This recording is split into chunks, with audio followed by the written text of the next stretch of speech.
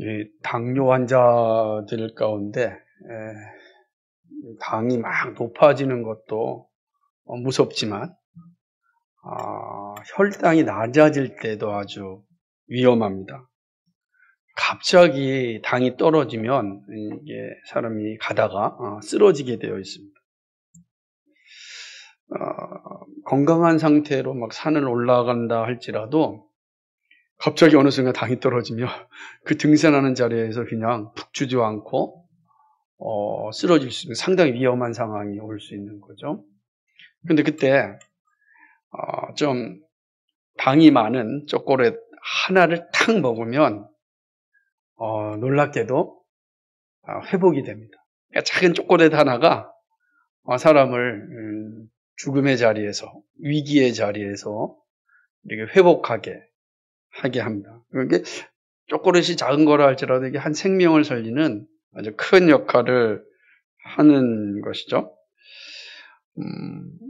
그러니까 있어야 할 것이 없으면 문제가 생기지만 하는 문제가 생기는 겁니다. 있어야 될 것이 그게 크든 작든 있으면 문제가 안 생깁니다. 제가 이제 당뇨라고 하는 이 모습에서 사실은 이렇게 볼 수 있는 그러한 모습입니다. 그래서 모든 환자들은 항상 주머니에 이렇게 사탕이라든지 혹은 초콜릿 하나씩 갖고 다니는 걸 보게 되는 거죠. 이거 별로 아무것도 아니지만 생명과 관계되는 것이다 라고 하는 것입니다. 오늘 말씀을 보면 이스라엘 백성들을 향한 말씀에서 이와 같은 것을 보게 됩니다. 그러니까 택한 백성들에게 있어야 될 것이 사라지면 택한 백성이라 할지라도 위기에 처하게 된다는 것입니다. 죽음에 이를 수 있습니다. 택한 백성이잖아. 이스라엘 백성이 택한 백성이야. 그리고 택한 백성으로서 가지고 있어야 될 것이 있어요. 항상 주머니에 갖고 있어야 될 것이 있습니다. 그건 뭐죠? 삼위 하나님에 대한 유일한 고백입니다. 이 주머니에 하나님이 없고 여기에 우상이 들어있으면 아무리 택한 백성이라 할지라도 무너지고 또 멸망하고 마는 것입니다. 그럼 하나님께서는 다른 백성을 택하여 그의 나라를 세워가는 거죠. 그러니까 우리가 생각할 때 한국교회가 아무리 멋지고 세상에서 대단한 역할을 한다 할지라도 한국교회에 있어야 될 것이 사라지면 하나님께서 한국교회 사용하지 않고 얼마든지 다른 나라를 통하여서 그의 나라를 이루어 가십니다. 이게 잘 기억해야 됩니다. 그러니까 그러고서 이제 정신 차리도록 말씀을 주시겠죠. 하나님이 일하시면 역사이기 때문에 그렇습니다. 우리가 살펴보는 지금 말씀은 에스겔서 36장 후반부의 말씀입니다. 우리는 전반부에서 1절부터 15절까지 말씀에서 하나님께서 이스라엘 백성들에게 주시는 복에 대해서 말씀을 들었습니다. 이제 오늘은 이제 후반부를 통하여서 하나님께서 이스라엘 백성들에게 복을 주시는 이유를 설명하십니다. 아니, 왜 이스라엘 백성들이 복 받을 이유가 하나도 없어요? 그런데 하나님께서 복을 주셨어요. 회복의 은혜를 주실 이유가 없어요. 그만큼 이스라엘 백성이 잘한 게 없단 말이에요. 그런데 하나님께서 이스라엘 백성들에게 회복의 은혜를 주십니다. 그 이유가 무엇인가 자세하게 설명하고 또 동시에 회복된 이스라엘 백성으로서 어떻게 살아야 할 것인지를 말씀해 주고 있습니다. 본문은 크게 이제 세 부분으로 이렇게 나눌 수가 있습니다. 우리가 살펴보면 16절로부터 21절까지가 첫째 단락이고 22절로부터 31절까지가 둘째 단락이고 32절로부터 원래는 36절까지가 세 번째 단락인데 저는 38절까지를 함께 묶어서 세 개의 단락으로 좀 생각해 보고자 합니다. 그러니까 하나님께서는 에스겔 선지자를 통해서 세 단락을 통해서 하시고자 하시는 말씀을 아주 정확하게 전달하고 있습니다. 그래서 우리는 하나님이 선지자를 통해서 우리에게 전달하시고자 하는 그 말씀을 잘 들어야 됩니다.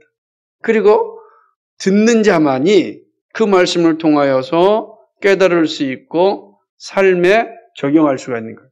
그러니까 하나님이 주신 말씀을 잘 듣지 아니하면 깨달을 수가 없겠죠. 깨달을 수 없는 사람은 적용하며 살 수도 없습니다. 그래서 오랫동안 신앙생활을 한다 할지라도 말씀을 듣지 않은 사람은 그 삶 속에서 하나님의 사람의 모습이 나타나지 않습니다. 그러니까 저 사람은 신앙생활을 20, 30년, 30년, 50년 했는데 왜 여전히 저렇게 삽니까? 라고 할 때 그 핵심이 뭡니까? 말씀을 듣지 않았습니다. 그리고 자기 소견에 오른 대로 신앙생활을 하는 겁니다. 내 생각은 이렇다는 거예요. 항상 이게 역사의 가운데서 우리에게 보여주는 거예요. 이스라엘 역사 가운데서 보여주고 일반 역사 가운데 보여주고 또 오늘 우리의 현실에서도 볼 수 있습니다. 다 믿음을 가지고 교회에 오는 것 같지만 실제는 자기 생각을 가지고 왔다가 자기 생각에 맞으면 가지고 가고 자기 생각에 틀리면 버리고 갑니다. 믿을 게 못 돼요. 그래서 사실은 부패한 우리는 믿을 존재가 아닙니다. 안타깝지만 그러지 않습니까? 여러분 스스로 그러지 않습니까? 그래서 오늘 똑같은 말씀을 지금 하나님께서 선지자를 통하여서 주셨습니다. 그럼 우리가 이제 하나님의 뜻을 잘 들어야 되는 겁니다. 16절과 21절에서 선지자는 이렇게 얘기합니다. 택한 백성 이스라엘이 망하고 백성들이 뿔뿔이 흩어짐으로 하나님의 이름이 부끄럽게 된 이유를 설명합니다. 자, 이스라엘은 택한 백성이었잖아요. 장래가 장래가 아주 유망한 민족이었습니다. 근데 그 장래가 아주 유망한 민족이었던 이스라엘이 어떻게 됩니까? 망합니다. 그리고 백성들이 뿔뿔이 터집니다. 바벨론만 간 게 아니에요. 다 흩어져 버립니다. 아니, 하나님 택한 백성이 왜 이렇게 되었는가? 라고 하는 것이죠. 하나님께서 선지자를 통해서 전달합니다. 너희가 옛적 땅, 다시 말하면 예루살렘, 이스라엘이 있을 때, 가나안 땅이죠. 이스라엘에 있을 때 너희의 행위가 어땠는지를 내가 알려주겠다 이렇게 말씀하는 거죠. 이스라엘이 행한 일은 하나님의 이름을 부끄럽게 하는 일이었습니다. 그가 이스라엘 땅을 하나님이 주셨는데 주신 땅에서 그들이 행한 일은 하나님을 부끄럽게 하는 그러한 행위였습니다. 마치 그들의 부끄러운 행위는 하나님이 표현하기를 월경 중에 있는 여인의 부정함과 같다 이렇게 이야기하는 것입니다. 이 사실 여자의 열경이 자체가 잘못됐다는 것이 아니라 월경 중에 흘린 피를 얘기합니다. 그 피는 죽은 피이기 때문입니다. 그 피를 수혈하여 사람을 살릴 수가 없습니다. 죽은 피이기 때문에. 그러니까 죽은 피라고 하는 것 자체에 대해서 부정하다, 살릴 수 없다라고 하는 의미에서 부정한 피가 되는 것입니다. 그러니까 그 예를 드는 거예요. 지금 이스라엘 백성이 어떻다는 거예요? 부정하다는 거예요. 다른 누구를 살릴 수 없는 그런 죽은 자와 같이 되었다라고 말씀하시는 것입니다. 그럼 도대체 이스라엘 백성들의 부정함은 무엇입니까? 우상숭배. 하나님 외에 다른 신을 섬기지 말라 하였는데 이들은 하나님 외에 다른 신을 끊임없이 섬겼습니다. 그러니까 하나님의 말씀에 순종하지 않죠. 끊임없이 하나님의 말씀과 우상의 이야기를 겸하여 섬기다가 자기에게 좀 더 유리한 쪽이 오면은 그걸 섬기는 겁니다. 그런데 하나님은 보이지 않잖아요. 우상들은 보이니까 보이지 않는 하나님을 따르기보다는 보이는 쉽고 편하고 간단한 우상을 만들고 하나님이라 칭하고 섬기는 겁니다. 하나님이 이 사실 앞에 너무 분노하셨습니다. 우상숭배를 행한 모습에서 우상숭배하는 열방으로 흩어버리십니다. 너희가 그렇게 우상숭배를 좋아하느냐? 알았다. 다 흩어버렸어요. 그 흩어서 산 곳이 어디입니까? 다 우상숭배하는 곳이잖아요. 그러니까 이스라엘 외에는 전부 다 우상 숭배하는 나라예요. 우상 숭배해라 마음껏. 이렇게 돼버리는 겁니다. 그러니까 이제는 얼마나 끔찍하고 참 처참한 상황에 이르게 된 것입니다. 이게 이스라엘 백성들의 현실이었습니다. 열방이 흩어지니까 사람들이 어떻게 이야기합니까?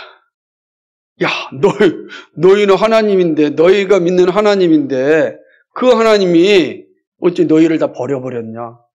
무슨 얘기죠? 비꼬죠. 조롱하는 거야. 야, 너 예수 믿는다고 하는데 우리 가난하게 사냐고. 너 예수 믿는다고 이렇게 성공도 못했냐. 이런 건 비꼬는 거예요. 무슨 말? 너는 하나님을 믿는다고 했는데 너희 하나님이 왜 너희를 버렸냐? 왜 너희 나라가 망하게 내버려뒀냐? 라고 하는 것은 너희 하나님이 어떤 하나님이라는 거예요? 힘 있는 하나님이 아니다. 너희가 믿는 것처럼 창조주요 구속주가 아니다. 이렇게 이제 비꼬는 겁니다. 차라리 우리가 믿는 신을 믿어라. 우리가 믿는 신을 믿어라. 바알을 믿고, 뭡니까? 다 이제 우리가 믿는 신들 가운데 믿으라는 겁니다. 그러니까 생각을 해보십시오. 그럼 얼마나 비참하겠어요. 여러분 여러분의 삶 잘 적용하면 생각해 보세요. 내가 열심히 하나님 믿고 있는데 사람들이 와가지고서 우리를 향하여 야, 네 하나님 믿는 너희 보니까 너는 뭐 행복도 없고 기쁨도 없고 감사도 없고 너 사는 것 보니까 똑같이 바등바등하는데 이 양이면 뭐하러 귀를 믿냐? 점쟁이한테 가고 뭐더라 굿도 하면서 좀 확실한 것을 좀 받으면 좋지 않겠냐 이렇게 얘기하면 정말 풀이 죽는 거죠. 그 얘기하는 겁니다. 그 내용이 지금 21절까지의 내용이죠. 아주 이제 거룩한 이름이 조롱받는 이런 이제 상황이 된 거죠. 그러나 하나님께서 이런 조롱받는 가운데서도 하나님은 자신의 이름을 지키십니다. 물론 조롱받죠. 열방이 흩어진 하나님의 뜻이고 하나님의 심판이었지만 ht어진 나라에서 하나님의 이름이 영원히 조롱받고 땅속에 처박히는 일들을 하지 아니하시고 하나님이 끝까지 지키십니다. 하나님 계속 지키시고 있는 거예요. 그러니까 바벨론 안에서도 하나님께서 계속 자기의 이름을 지키시고 계셨습니다. 이스라엘 백성들이 버린 부끄럽게 만든 그 이름을 하나님께서 지키시고 있었다. 이 사실이 이제 21절까지네요. 22절부터 31절까지는 하나님은 이방의 나라에서 하나님의 이름을 지킨 것은 이스라엘을 위한 것이 아니라 하나님의 거룩한 이름을 위한 것이다 라고 말씀합니다. 내가 이방 나라에서 왜 내 이름을 지켰는지 아냐. 그러니까 이방 나라에서 내 이름을 지켰다라는 것은 무슨 의미입니까? 이스라엘 백성들을 지켰다는 거잖아요. 이스라엘 백성들이 있어야 하나님의 이름이 나올 거 아니겠어요? 어떻게 지켰습니까? 우리가 다 알다시피 다니엘서를 보면 알잖아요. 그죠? 다니엘서가 처음부터 끝까지 이방 나라의 역사를 다니엘서는 처음부터 끝까지 다 보여주잖아요. 그 역사 가운데 하나님께서 다니엘을 통해서 어떤 일을 하십니까? 이방 나라에서 다니엘은 아주 중요한 위치에 올라갑니다. 끊임없는 영적인 싸움에서 다니엘은 이겨냅니다. 그리고 이방 왕들이 그리스도의 하나님의 이름을 찬양하고 높이게 되는 겁니다. 그러지 않겠습니다. 이 놀라운 일들이 일어나는 겁니다. 그러니까 이런 일들을 통하여서 하나님께서 자기 이름을 지키신 거예요. 그러니까 이스라엘 백성들을 싹 없애버리지 않고 선지자를 통하여서 또 하나님의 사람들을 통하여서 자신의 이름을 이방 나라에서 지키셨습니다. 왜요? 이스라엘이 잘해서요? 아니라는 거예요. 이스라엘이 불쌍해서요? 아니라는 거예요. 하나님께서는 그 이스라엘의 행위를 볼 때 분노하셨단 말이에요. 분명히 심판하셨어요. 하지만 하나님의 이름이 부끄러움을 당하고 조롱받는 것을 하나님은 인정하실 수 없었습니다. 그래서 하나님은 자기 이름을 다시금 회복하기 위하여 이스라엘을 회복시키는 겁니다. 그러니까 이스라엘의 회복은 누구 때문이냐? 하나님 때문입니다. 하나님 자신이 거룩한 이름을 다시금 만방에 나타나시기 위하여 이스라엘을 구원하십니다. 그리고 그들을 다시 고국 땅으로 보내신다라고 하는 것입니다. 그래야 조롱받았던 하나님 이름을 거룩하게 회복하겠다는 말씀입니다. 이 약속은 매우 의미심장합니다. 하나님께서 어떻게 내가 내 이름을 회복하겠느냐라는 것이 이제 22절에 31절까지인데 첫째는 이겁니다. 하나님은 이스라엘을 이방 나라에서 해방시키고 다시금 고국으로 데려와서 맑은 물로 정결케 하시겠다라고 약속합니다. 내가 너희를 이방 나라에 해방시킬 거다. 그러니까 바벨론에서 해방시킬 것이다. 70년 뒤에 해방시키겠죠? 바벨론뿐만 아니죠. 바사의 나라 속에서도 해방시키죠. 고레스 때 해방되니까 해방시킬 것이다. 그리고 고국으로 돌아오게 할 것이고 너희들이 지었던 모든 죄를 맑은 물로 씻겨서 회복해 하겠다는 거야. 우상숭배의 삶에서 거룩하게 하시다는 그 약속입니다. 둘째는 새 영과 새 마음을 주어서 육신에서 굳은 마음을 제거하고 부드러운 마음을 줄 것이다. 약속합니다. 너희들이 우상숭배하였고 하나님의 말씀을 듣지 않았던 것은 너희들의 마음이 강팍하게 돌과 같이 단단하게 굳었기 때문이다. 근데 내가 그 돌과 같은 단단한 마음을 부드럽게 하겠다. 그리하여 씨앗이 뿌려도 날 수 있는 그런 마음으로 만들게, 옥토와 같이 만들겠다는 뜻입니다. 내가 내 새 영과 새 마음을 주겠다. 이렇게 약속을 합니다. 놀라운 약속이 되는 겁니다. 자, 여기에 이스라엘 백성들이 할 일이 아무것도 없잖아. 하나님이 하시겠다는 거예요. 세 번째는 하나님의 영을 마음 가운데 주셔서 하나님의 율법과 규례를 지키게 하시겠다. 이렇게 약속합니다. 이스라엘 백성들이 율법이 없어서 문제가 생겼습니까? 그러지 않아요. 율법을 받았습니다. 규례가 없어서 못 살았습니까? 그러지 않아요. 규례가 있었습니다. 그러나 그 율법과 규례를 지키지 못하였습니다. 왜 그러냐면 그 마음을 사단이 다 빼앗아 갔기 때문입니다.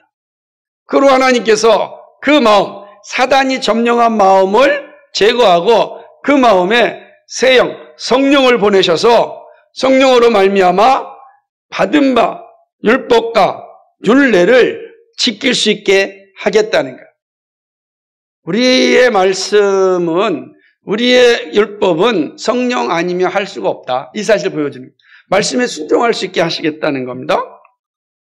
그리고 네 번째로는 언약을 갱신합니다. 약속의 땅에서 이스라엘은 하나님의 백성이 되고 여호와는 이스라엘 백성의 하나님이 되신다는 이 언약을 내가 다시금 회복하겠다는 거예요. 사실은 이건 너무 중요하잖아요. 이스라엘의 모든 역사의 중심에는 이 언약이 자리 잡고 있습니다. 하나님은 아담이 자기 백성이고 아담은 하나님이 자신의 주인입니다. 그러므로 이 안에서 언약을 맺었고 그것이 바로 하나님의 나라예요. 그런데 죄로 말미암아 이 모든 언약이 깨어졌잖아요. 언약이 깨어졌다는 것은 하나님 나라를 상속받을 수가 없게 됐다는 거예요. 그러므로 끊임없이 성경은 언약의 갱신을 계속해서 약속해 줍니다. 오늘 에스겔서에 와서도 동일하게 얘기합니다. 내가 이 약속을 다시 갱신하겠다라고 하는 것이죠. 28절입니다. 내가 너희 조상들에게 준 땅에서 너희가 거주하면서 내 백성이 되고 나는 너희 하나님이 되리라.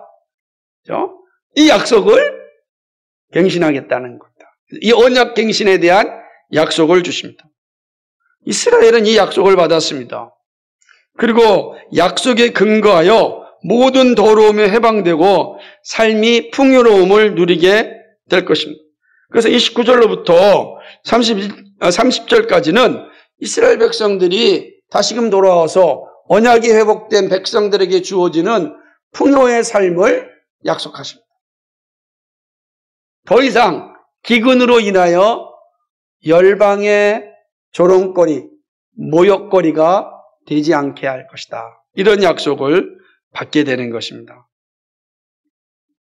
이스라엘은 자신에게 일어난 일과 하나님이 베풀으신 은혜를 기억하고 죄를 미워하게 될 것임을 말씀합니다. 이전에는 죄를 즐겁게 누렸어요. 죄와 함께 살았습니다. 그런데 이제 하나님의 영이 그들 가운데 들어오면 이들이 어떤 일을 살아가냐? 죄를 미워하게 됩니다. 그러니까 성령이 있는 사람 죄를 미워하는 거죠. 그리고 하나님이 주신 복을 누리는 겁니다. 하나님의 복을 충만하게 누리는 거죠. 하나님의 복을 준비하셨는데 복을 누리지 못하는 것처럼 불쌍한 게 없잖아요. 복을 누리게 된다라고 하는 것이. 이거 31절까지 내용입니다.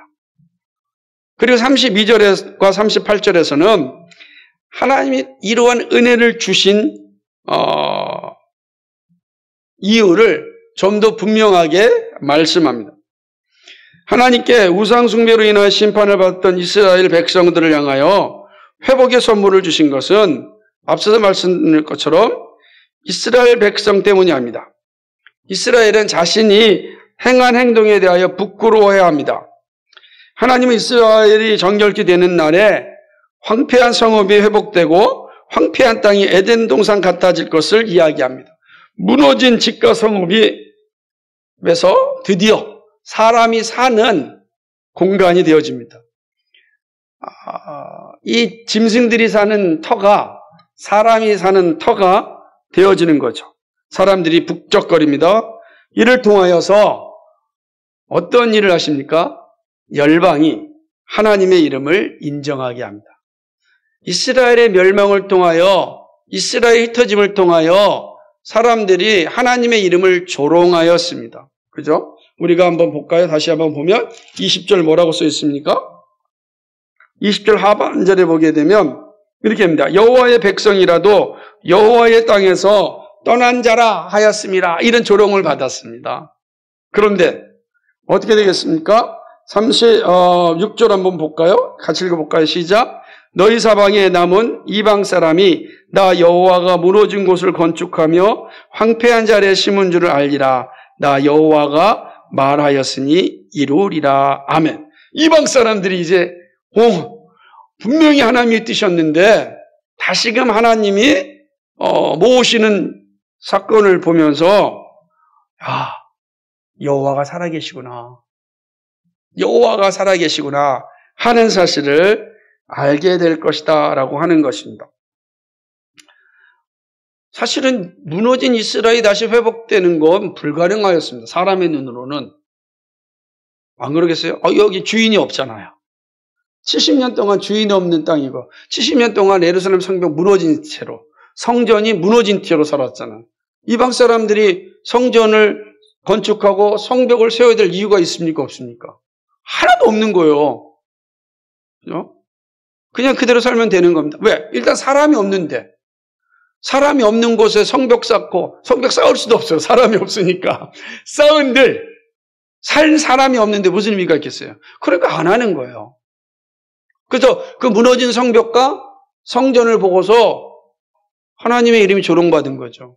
야, 너희가 섬기는 하나님이 이 모양이냐? 이런 얘기를 이제 듣는 거죠. 불가능한 거예요. 그런데 하나님께서 그 성전과 성벽을 다시 세웁니다. 우리가 보았던 에스라와 느헤미야를 통하여서 성전과 성벽이 세워집니다. 고레스를 통하여서 성벽과 성전이 세워질 때 뒤에서 바사 제국이 지원을 합니다. 여러분 거기 다 있는 거예요. 느헤미야, 에스라, 다니엘이 같은 시대에 있는 거예요. 나이 먹은 이 늙은 이 다니엘이 앞서서 일하는 에스라와 느헤미야를 막 도와주고 있는 겁니다. 우리 그 장면을 봐야 돼요. 따로따로 보면 안 되고. 그러면서 거기에 드디어 성전이 세워지고 성벽이 세워지는 겁니다. 누가 하셨습니까? 하나님이 하셨다. 사람들이 고백합니다. 하나님이 하셨다라는 고백이 들려지게 이제 되는 겁니다. 그러니까 이런 역사를 하나님의 이름이 들려지기 위하여 하나님이 이스라엘을 회복하신 겁니다. 이스라엘 회복은 오직 하나님의 이름을 거룩하게 하시기 위함입니다. 이제는 예루살렘에 제사를 드릴 수 있는 양떼들이 충만합니다. 그리고 사람들도 양떼만큼 예루살렘에 북적거립니다. 그럼 그곳에 뭐가 일어나겠어요? 성벽이 재건되었고 성전이 재건됐으니 하나님을 예배하는 일들이 일어나겠죠. 그러므로 이제 열방이 다시금 보는 겁니다. 아, 하나님이 아니고서는 일이 불가능하다. 여호와는 하나님이시구나 라는 고백을 듣게 되는 겁니다. 이것이 바로 이 일을 위하여 하나님께서 이스라엘 백성들을 회복하신 것입니다. 이것이 본문입니다. 본문의 내용들을 잘 이해할 수 있어야 되는 것이죠. 단지 이 말씀은 단지 이스라엘 백성만을 위한 것이라고 보면 또 안 됩니다. 우리는 이 말씀이 우리에게 주신 말씀임을 우리는 잘 알고 있습니다. 왜냐하면 이스라엘 백성들의 모습에서 우리의 모습을 볼 수 있기 때문입니다. 이스라엘 백성들에게 명령하신 그 명령은 곧 우리에게 하신 명령입니다. 이스라엘 백성에 주신 약속은 바로 우리에게 주신 약속입니다. 그러나 이스라엘은요, 보지 않은 가운데 약속을 받았지만 우리에게는 성취된 약속입니다. 이건 지금 일이 이루어지기 전의 말씀이잖아요. 그죠? 근데 우리는 일이 이루어진 후에 이 약속을 보고 있지 않습니까? 하나님께서 어떻게 자기 역사를 이루어가는지를 우리는 다 보고 있습니다. 그것이 일반 역사의 과정 가운데 그대로 다 일어납니다. 여러분 지금 예수가 끝나면 다니엘을 또 볼 텐데 다니엘의 역사를 보게 되면 미리 일어난 역사를 다 보여주시면서 이전의 역사가 어떻게 우리와 함께 흘러가고 있는지를 말씀해 주시는 겁니다. 그러므로 오늘 말씀 역시 우리에게 매우 중요한 말씀인 것이죠. 우리는 성취된 하나님의 약속을 보면서 우리 오늘을 살아가야 되는 겁니다. 왜냐하면 우리에게는 아직 완성되지 않은 하나님의 나라가 있잖아요. 그러니까 이 나라를 살아가기 위하여서 이 예언서의 역사가 존재하는 거예요.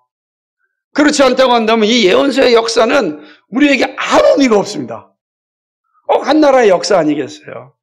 한 나라의 역사일 뿐이에요. 그러나 이 역사는 내가 살아가기 위해서 주어진 역사예요.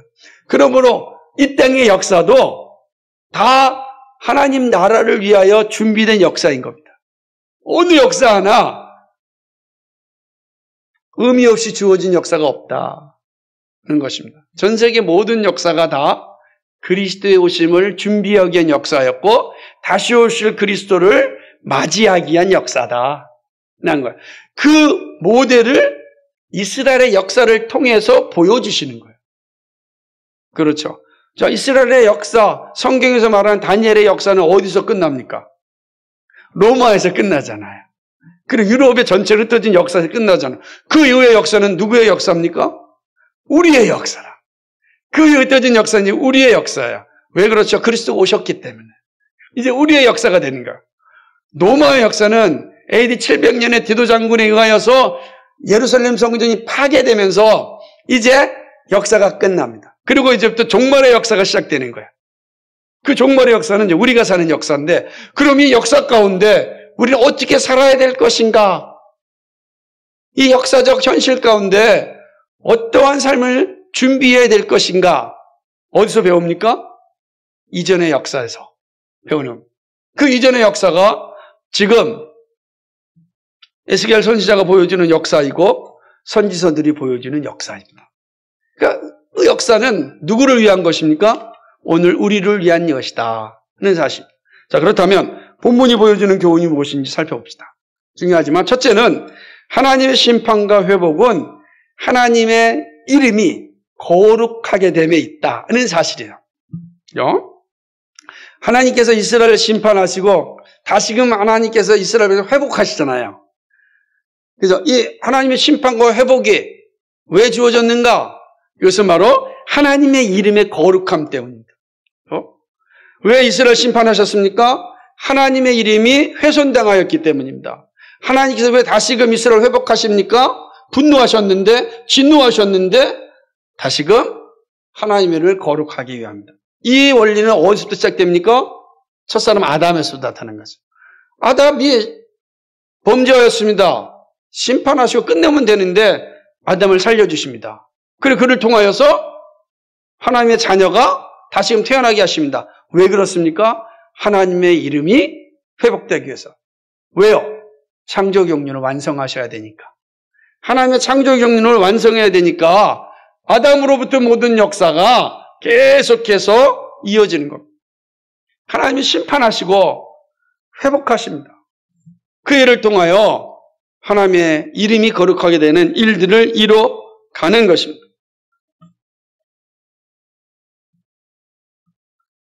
그러므로 하나님은 자신의 이름을 거룩하게 위하여 일하십니다. 거룩함이 없이는 하나님을 볼 수가 없습니다. 거룩함이 없는 백성은 소망이 없습니다. 그러기에 하나님은 거룩함을 회복하여서 창조 경륜을 완성하고자 성자 하나님을 이 땅에 보내셨습니다. 사람의 몸으로 오신 예수님이 하신 일은 더러워진 하나님의 이름을 회복하는 일이었습니다. 그죠? 성자는 그 일을 하는 거예요. 그러므로 하나님의 이름을 영화롭게 하는 일, 그것이 그리스도의 일하심이에요. 왜냐하면 하나님의 이름을 영화롭게 하는 자는 오직 누구만 할 수 있습니까? 그리스도의 영을 받은 사람만 할 수 있기 때문에. 성자의 영을 받은 사람만 그 일을 할 수 있습니다. 여전히 성자의 영이 없는 사람은 여전히 하나님의 이름을 조롱하고 모욕합니다. 그 일들이 세상 철학자들이 하고 있는 거예요. 끊임없이 하고 있는 겁니다. 그래서 하나님은 성자 예수님을 보내셔서 이 일들을 회복하게 하십니다. 복음의 역사는 하나님의 이름을 거룩하게 회복하고 증거하는 역사라고 할 수 있습니다. 구원받은 그리스도인이 할 일은 하나님의 이름을 영화롭게 하는 일입니다. 그래서 사람이 제일 되는 목적이 무엇이냐? 하나님의 이름을 영화롭게, 하나님을 영화롭게 하는 거예요. 우리의 삶은 하나님을 영화롭게 하는 거예요. 하나님을 영화롭게 한다는 거, 그의 이름을 영화롭게 한다는 거 아니겠어요? 우리는 하나님의 이름을 영화롭게 하는 그 일이 우리의 삶의 목적이란 말이에요. 이 일을 위하여 우리를 부르시고 자녀로 삼으셨습니다. 그러나 우리가 그 일을 하지 아니하면 하나님이 직접 하십니다. 우리가 그 일을 하지 않으면 하나님이 하시는 거죠. 그래서 예수님이 말씀하시길 너희가 하나님의 뜻 살지 않으면 돌들이라도 일어나서 복음 예수님을 증거한다 그러지 않았어요? 하나님 그렇게 하시는 거예요. 돌들이 말을 합니까? 하나님 직접 하시는 거죠. 하나님이 직접 행하시면 얼마나 무섭겠습니까? 안 그렇습니까? 우리에게 기회를 주신 거예요. 복음을 들을 수 있는 기회가 우리에게 온 거예요. 그래서 은혜라는 겁니다. 하나님이 직접 하시는 건 심판의 날이기 때문에 그렇습니다. 네? 이 사실을 우리는 잘 기억해야 됩니다. 우리가 이 본문을 통해서 얻을 수 있는 첫 번째 교훈입니다. 두 번째는 하나님의 회복은 성령의 임재로 증거합니다. 하나님은 자기 백성을 삼으실 때 반드시 회심하게 하십니다. 그죠? 하나님 내 백성을 딱 삼으실 때는 어떤 모습으로 가냐? 회심을 통해서 자기 백성을 삼는 거예요. 회심은 뭐죠? 회개와 믿음입니다. 회개와 믿음이요. 죄에 대한 회개와 말씀으로 사는 결단이 회개입니다. 회심입니다. 하나님은 이스라엘 백성을 회복하시기 전에 그들이 지은 죄에 대하여 분명하게 알게 하십니다. 그것이 16절부터 21절까지 내용이에요. 너희들이 어떤 죄를 지었느냐? 왜 너희들이 열방이 흩어져서 내 이름이 조롱거리가 되었느냐? 뭐 때문이라고요? 우상숭배 때문이다. 그 죄 때문이다라고 이야기하는 것입니다. 그런 뒤에 죄에 대하여 정결하게 만드십니다. 그리고 죄를 미워하게 하시죠. 죄를 생각해 보세요. 죄를 인식하지 않는 사람이 회개하겠습니까? 회개하지 않죠. 죄를 인식하게 합니다. 근데 죄를 인식하였다고 해서 내가 거룩한 삶을 삽니까? 그러지 않습니다. 회심해야 됩니다. 회개해야 됩니다. 그리고 맑은 물로 회심시키는 거죠. 그 맑은 물은 말씀이란 말이에요. 그리스도의 말씀으로 우리를 회심케 합니다. 그리고 거룩함을 살게 하는 것이죠. 거룩함을 살게 한다는 게 핵심이 뭐예요? 죄를 미워하게 하는 거예요. 죄를 미워하는 거죠. 그러니까 거룩함의 길의 첫 번째는 죄를 미워하는 겁니다. 이 일들을 그래서 오늘 말씀에 보면 죄를 믿게, 죄에 대해서 이들이 미움을 갖는 겁니다. 이것이 회심한 자의 특징입니다. 구원받은 성도에게 반드시 나타나는 모습입니다. 그러니까 이 모습이 없다면 회심하지 않은 사람입니다. 아직 그리스도인이 아니라는 의미입니다. 교회를 다니고 있는데요. 그와 상관없습니다. 예, 죄를 인식하고 죄에 대해 회개하고 그리고 죄를 미워하는 이 모습이 내 안에 있으면 회심한 자예요. 없으면 우린 그리스도인이 아니라 말할 수 있습니다. 어쩌면 그리스도인이라 할지라도 그는 영혼이 완전히 메말라가지고 죽은 자와 같은 모습을 하고 있는 사람일 수는 있습니다. 그렇지 않겠어요? 예수를 믿는데 아무런 영적인 은혜가 없는 거예요. 그런 사람에게는 뭐만 보이겠습니까? 세상의 논리만 보이는, 원리만 보이는 겁니다. 자, 그렇다면 회심의 방법은 어떻게 주어지는가? 회심은 우리가 회심한다고 해서 회심되어지는 게 아닙니다. 나 회심해야지. 나 죄를 깨달아야지. 죄인이 죄를 절대 깨달을 수 없습니다. 죄인은 죄를 깨달을 수 없는 거예요. 여러분이 사람이라는 사실을 부정한 적 있습니까? 없어요. 그죠? 나 사람이잖아요. 늘 사람인 거예요. 그죠? 이 사실이에요. 내가 사람이기 때문에 내가 사람이라는 인식을 하고 살지 않아요. 사람이니까. 죄인은요, 죄가 그 사람의 실체이기 때문에 자신이 죄인이라는 걸 깨달을 수 없는 거예요. 그런데 내가 사람이라는 확신을 언제 느끼냐면 동물과 비교해보면 확신이 느끼니까 내가 다르구나. 알게 되는 겁니다. 마찬가지입니다. 그리스도인, 죄인이 회심한 자는 자신의 죄를 깨달아야 되는데 그 깨달음은 성령의 내주하심으로 나타납니다. 성령이 내주하시면 내가 누구인지 알게 되는 거예요. 근데 성령의 내주하심은 믿음으로 이루어지죠. 예수 믿음입니다. 예수 믿음은 성령이 임재하셔서 굳은 마음을 제거하고 부드러운 마음을 가지게 합니다. 다시 말하면 성령께서 말씀을 받을 수 있게 하십니다. 일어나는 거예요. 성령이 임재하면 내 마음, 굳은 마음, 돌과 같은 마음이 부드럽게 되고 그리고 말씀을 받게 됩니다. 부드럽게 될 때 나타난 첫 번째 모습이 뭐예요? 죄를 인정하게 되는 거예요. 내가 죄인이구나 하는 거죠. 말씀이 심겨지는 거니까. 그렇습니다. 성령이 임하시면 이러한 역사가 일어나는 겁니다. 성령이 임하시면 이런 역사가 일어납니다. 회심은 성령의 임재하심입니다. 강팍한 마음이 풀어집니다. 한국교회 초기에 이 땅에서 복음을 전할 때 선교사님들이 정말 고생을 많이 했어요. 핍박을 많이 받았어요. 유교의 나라 아닙니까? 또 일부는 불교의 나라 아닙니까? 그러니까 불교와 유교의 나라에서 복음을 전할 때 사람들이 가만 놔두겠습니까? 정말 엄청난 핍박을 많이 받았어요. 그 중에 김익두라고 하는 사람은 정말 선교사님들이 복음을 전할 때 폭력까지 행사했어요. 그런데도 선교사님들이 거기에 반응하지 않았어요. 그리고 싸우지 않았어요. 이게 중요한 겁니다. 다투지 않았어요. 매 맞으면서 복음을 전하였습니다. 끝까지 복음을 전하였습니다. 김익두는 이해할 수가 없었습니다. 아니 어떻게 저럴 수가 있는가? 우리도 힘들잖아요. 우리 누가 나한테 욕하면 확 일어나잖아요. 나한테 좀 내가 손해보면은 용납하지 못하잖아요. 예수 믿는 사람은 손해봄으로써 영광을 누리는 사람인데 우리는 조그만 것도 손해보기를 너무 싫어합니다. 속상한 겁니다. 그렇죠?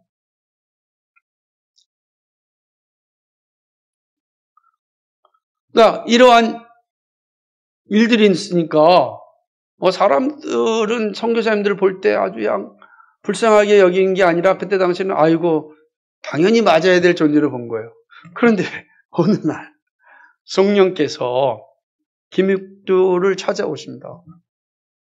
이 김익두가 성령으로 말미암아 굳은 마음이 풀어지게 됩니다. 그리고 선교사님 복음을 받아들이게 됩니다.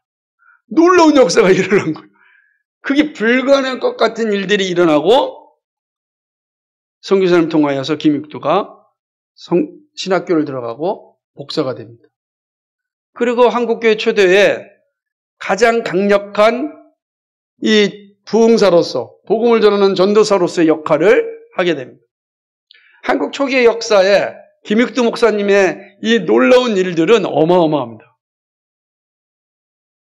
우리가 생각해 보십시오. 그 마음이 풀어지는 건 사람의 힘으로 되는 게 아닙니다. 성령 하나님의 일하심이 그의 마음을 풀어지게 되는 것입니다. 성령이 임하면 마음이 온유해집니다. 예수 믿음의 열매는 부드러운 마음입니다.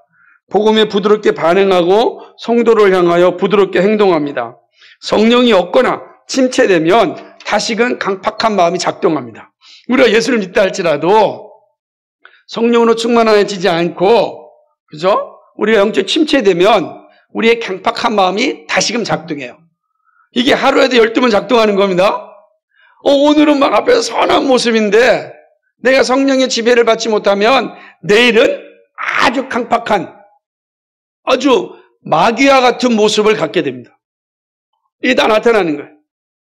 그래서 얼마나 이게 우리가 어려운 시기들을 살고 있는지 모릅니다. 그러나 분명한 사실은 성령이 임하면 우리의 강팍한 마음이 부드러워집니다. 우리의 언어가 부드러워집니다. 그리고 섬기려고 하는 마음이 나타납니다. 이게 내적인 변화예요. 또 성령이 임하면 외적인 변화도 나타나는데 우상 숭배의 자리에서 떠나고 말씀을 순종합니다. 25절과 27절 말씀이 그런 거예요. 우상 숭배의 자리에서 떠나요. 그리고 말씀을 순종합니다. 성령은 내적인 변화만을 가져오지 않고 삶의 자리까지 나타납니다. 그 열매는 우상 숭배의 자리에 떠나는 것입니다. 그리고 말씀을 따라 살려고 하는 몸부림입니다. 그러나 다시금 성령의 지배를 받지 않고 성령으로 충만하지 않으면 어떤 일이 일어나겠어요? 우상 숭배와 자기 소견에 오른 대로 신앙생활하는 겁니다. 우상 숭배는요, 철저한 믿음의 싸움입니다. 이건 뭐 부정할 수 없는 거죠. 하나님 외에 다른 것을 기대하는 건 무서운 거예요. 하나님 외에 다른 것을 기대하는 순간부터 우상 숭배가 시작되고 그 우상 숭배는 반드시 말씀을 따라 순종하는 삶이 아니라 자기 소견, 자기 경험, 그죠? 자기 신앙에 따라 살아갑니다. 되게 멋있는 것 같지만 말씀에 따라 사는 삶이 아닙니다. 이 나타나는 거죠. 예배, 기도, 전도, 교제, 배움 등을요 가볍게 여깁니다.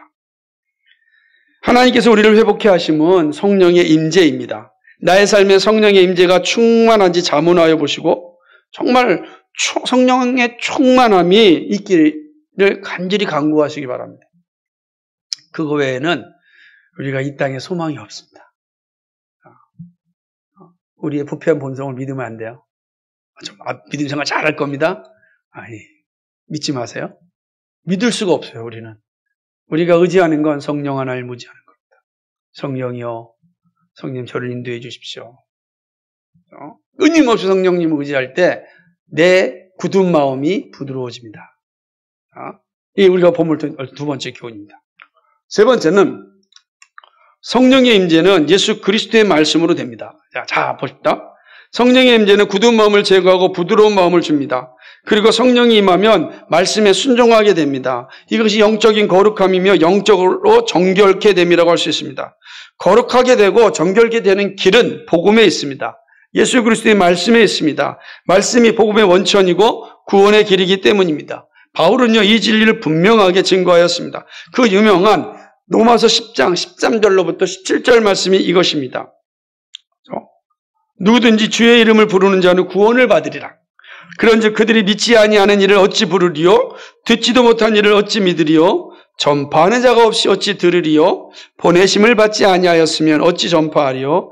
기록된 바 아름답도다. 좋은 소식을 전하는 자들의 발이요 함과 같으니라. 그러나 그들이 다 복음을 순종하지 아니하였도다. 이사야가 이르되 주여 우리가 전한 것을 누가 믿었나이까 하였으니 그러므로 믿음은 들음에서 나며 들음은 그리스도의 말씀으로 말미암았느니라. 아멘. 주 예수 이름으로 부르는 자는 다 구원받아요. 주 예수의 이름을 들어야 합니다. 들으면 성령이 임재하십니다. 성령이 임재하면 굳은 마음이 제거됩니다. 그러므로 복음이 증거돼야 됩니다. 복음이 증거되면 성령이 임하시고 성령이 임하면 우리의 굳은 마음이 제거되고 회개와 복음의 순종이 나타나게 됩니다. 거룩함이 나타나게 되는 것입니다.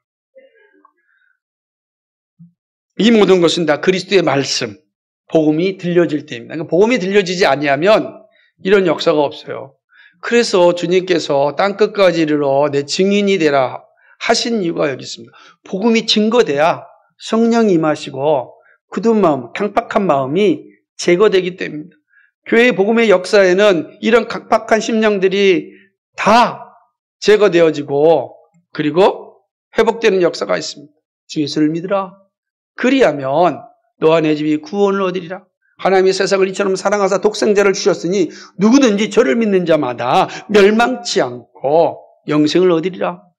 이 놀라운 복음의 소식, 예수 그리스도의 구원의 십자가의 소식을 전하면 성령이 그의 마음을 부드럽게 만드십니다. 그럼 우리는 이 일을 해야 되는 것입니다. 이거 세 번째 교훈입니다. 마지막 네 번째 교훈이 있습니다. 하나님의 주권이 분명해도 우리의 기도는 반드시 필요합니다. 하나님의 심판과 회복의 말씀 가운데 의미 있는 명령을 주셨습니다. 37절입니다. 잘 보셔야 됩니다. 37절 같이 한번 읽어볼까요? 시작. 주 여호와께서 이같이 말씀하셨느니라. 그래도 이스라엘 족속이 이같이 자기들에게 이루어주기를 내게 구하여야 할지라. 아멘. 이게 말. 자, 하나님께서 너희들이 잘나서 내가 너희를 회복하는 게 아니고 내 이름을 위하여서 내가 너희를 회복하는 것이다. 이스라엘이 아주 선한 일을 해서 내가 이스라엘을 회복하는 것이 아니고 이방의 나라에서 내 이름이 조롱당하는 것, 모욕당하는 것을 내가 인정할 수 없으니까 이방 나라에서 내 영혼이, 내 이름이 드러나기 위하여 내가 너희를 회복한다. 이렇게 말씀하셨단 말이에요. 그런데 그러니까 하나님이 하셨잖아요. 처음부터. 그런데 오늘 말씀해 보면 뭐라고 얘기냐면 이스라엘 족속이 이같이 자기들에게 이루어주기를 내게 구하여 할. 너희가 할 일이 뭐냐? 기도라는 거예요. 우리가 하나님의 섭리를 바꿀 수는 없어요. 그런데 하나님 우리에게 뭘 얘기하면 하나님의 나라와 그 이름을 위하여 기도하라는 거예요. 우리가 할 수 있는 일은 없는데 우리가 할 수 있는 일이 하나 있다는 거. 기도하라는 것입니다. 놀라운 겁니다. 하나님 작정하십니다. 하지만 우리에게 기도할 것을 명령하십니다. 이것이 우리가 할 일입니다. 하나님의 일하심에 우리는 가만히 서 있는 존재가 아니라 최선을 다하여 준비하는 존재입니다. 하나님은 우리에게 기도를 명령하셨습니다. 우리는 모든 일을 기도해야 합니다. 기도하지 않는 사람은 불신자이거나 신앙이 메마른 불순종하는 사람입니다. 영혼이 다 망가져가지고 파산난 사람입니다. 아주 죽진 않았어요. 파탄이 난 거지.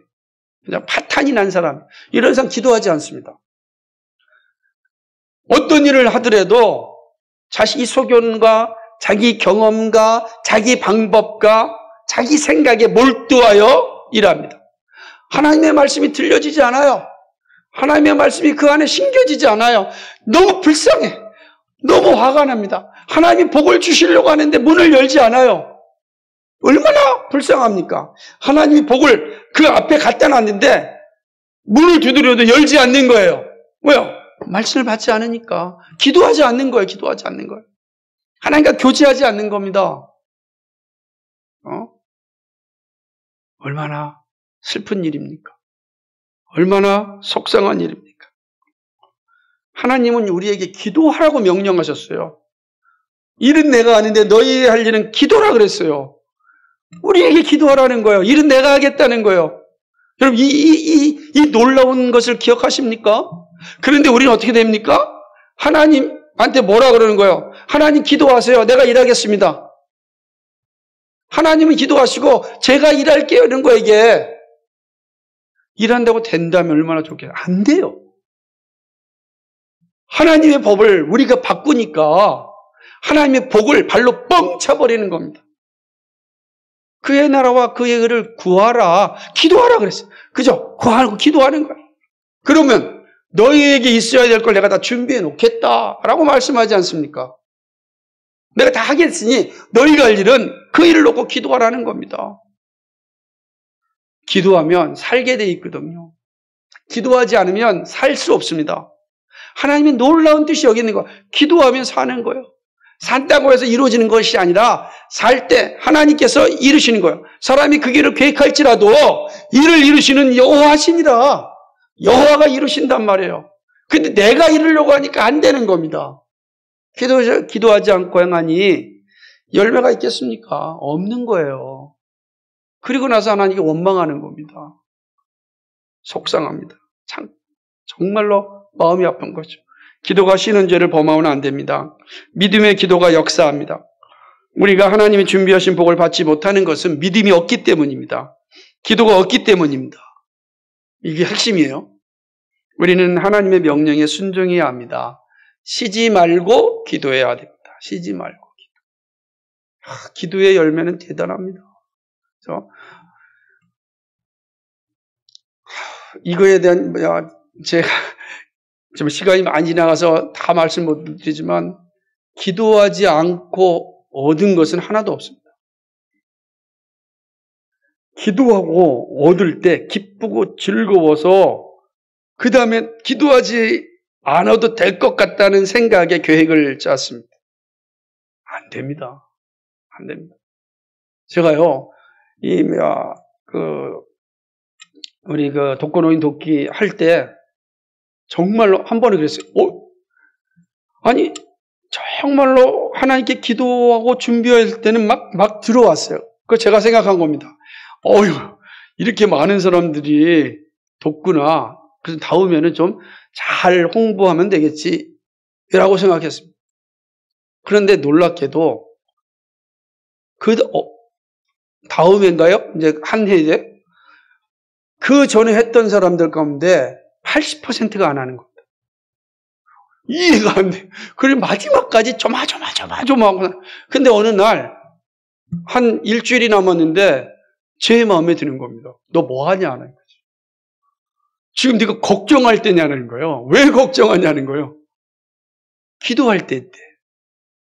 제가 그때 놓고 기도합니다. 하나님, 정말 저의 불충함을 용서해 주시고, 번쩍 드는 겁니다. 놀랍게도 딱 맞게 들어왔습니다. 하나님이 이전에는 풍성하게 채워졌거든요. 그 다음 것을 준비하였는데 다음 걸 준비한 것과 합쳐서 딱 맞게 끝나는 거예요. 그러니 얼마나 기가 막히겠습니까? 사랑하는 여러분, 하나님 일하시지만 하나님 우리에게 기도하라고 얘기합니다. 우리의 준비는 기도예요. 하나님의 주권적으로 행사해도 우리가 기도하지 않으면 안 됩니다. 기도하지 않는 자는 하나님이 주시는 놀라운 영광, 그 선물을 받아 누릴 수 없습니다. 말씀을 맺습니다. 하나님이 하시는 심판과 은혜는 전적으로 하나님의 이름을 거룩하게 하기 위함입니다. 하나님의 이름이 거룩하게 될 때 거듭난 성도의 삶은 가장 빛납니다. 하나님이 예비하신 복을 풍성하게 누리게 됩니다. 우리는 하나님의 은혜로 믿음을 가졌고 성령의 임재 가운데 살고 있습니다. 그러기에 우리에게는 성령의 임재가 있는 열매가 나타나야 합니다. 여러분은 예수님 믿으십니까? 성령이 여러분 안에 임재하십니까? 이 말은 이렇게 말할 수 있습니다. 여러분은 죄를 미워하십니까? 말씀을 읽고 듣고 배우고 순종하기에 정말로 힘쓰고 있습니까? 여러분의 신앙으로 하나님의 이름이 거룩함을 잊고 있습니까? 한번 생각해 보십시오. 내 삶을 통하여 하나님의 이름이 거룩하게 되는가? 교회에서, 지역에서, 열방 가운데 역시 교회가 있어야 돼.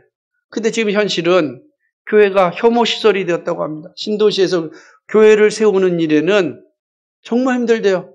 주인들이 교회를 안 준대요. 왜 이렇게 되었습니까? 모든 동네의 중심에 교회가 있고 교회를 통하여 모든 지역이 형성되어야 되는데 교회가 혐오시설이 됐어요. 누구 때문입니까? 예수님 때문입니까? 누구 때문입니까?